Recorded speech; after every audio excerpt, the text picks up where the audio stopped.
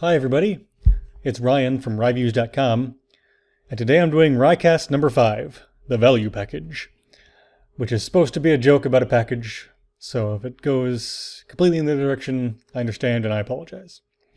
At any rate, I mostly want to talk about how games are reviewed and how they're looked upon and through the wrong eyes frequently. So, yesterday, I had a review of the Legend of Korra Demo. Haven't bought the full game yet, but I plan to. Spoiler alert, if you haven't read the article, I liked the game. Or I liked the demo, it was pretty short, but I liked it. And I really feel like it was partially very enjoyable for me because I read several horrible reviews of it and I was expecting nothing. Now, I delved in this a bit yesterday, but I think personally, they might have been seeing it not for what it was, expecting too much of it. I'm a big fan of Legend of Korra, so I was obviously expecting quite a bit from the series, but it was a fun game and it was pretty cheap. So if you want more detail on that, read the article from yesterday. Today, I really want to focus on the root cause of that, where basically it seems like lots of reviewers focus too much on retail titles.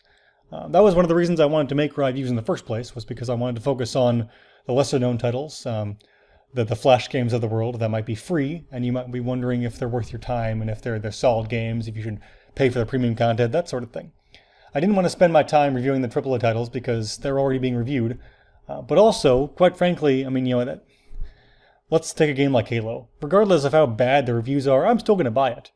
I might not really want to, and I guess I might wait depending on how bad these are, but even then, probably not. I'm going to probably just buy the game because I want to play Halo. And I feel like that's true of lots of AAA titles. So the lesser-known titles are the ones that are more important for reviewers anyway, because they're the ones that might actually influence your buying decision, in my opinion. I'm sure there's some people who are influenced by reviews for AAA titles too, but in general, I feel like that has much more fanboying, or fangirling, depending on what gender you prescribe to.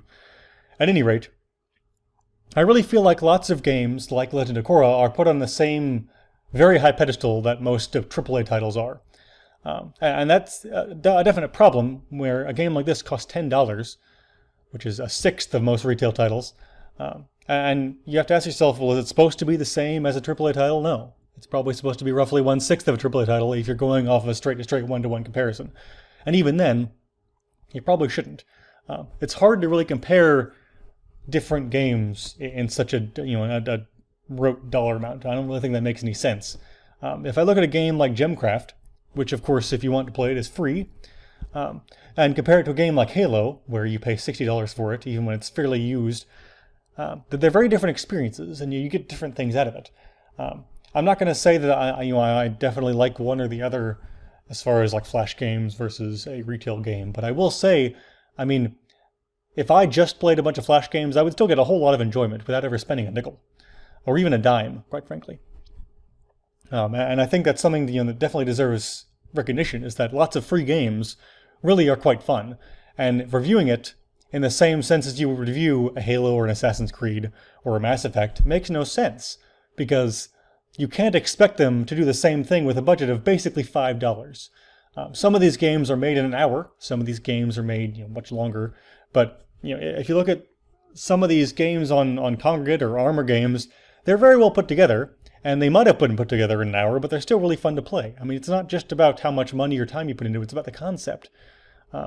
Especially looking at some older Flash games, some of them could absorb hours and hours of your time, versus some full retail games that probably only keep you entertained for about 6 hours, which is expensive per hour if you really get right down to it with the pen and the paper.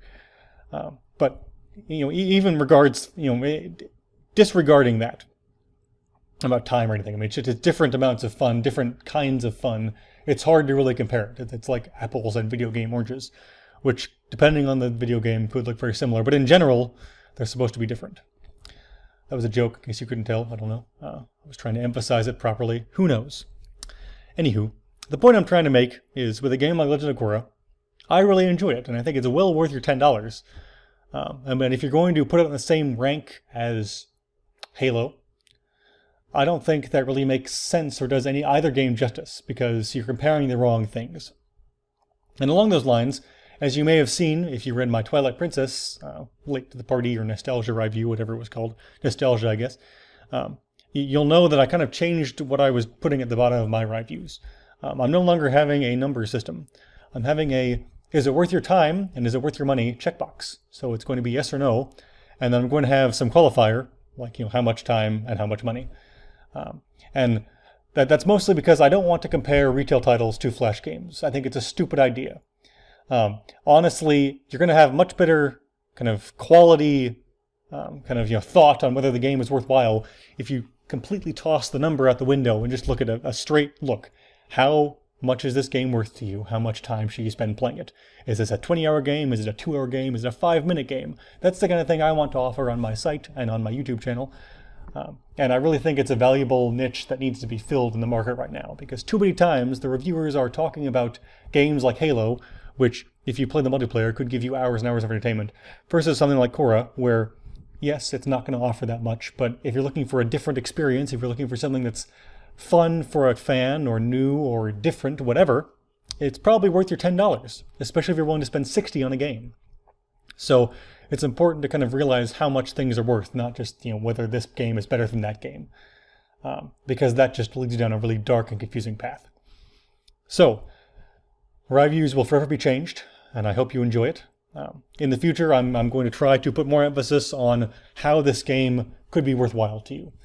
And I think that'll be valuable information, hopefully, to everyone listening to this. So thank you, good sir or madam.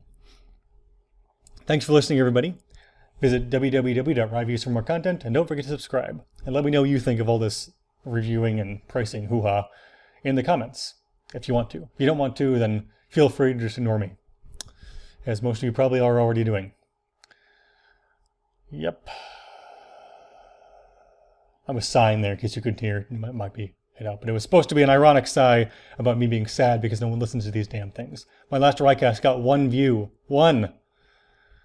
Which might have been me at some point. I don't know. I watch these to test them sometimes, so who knows.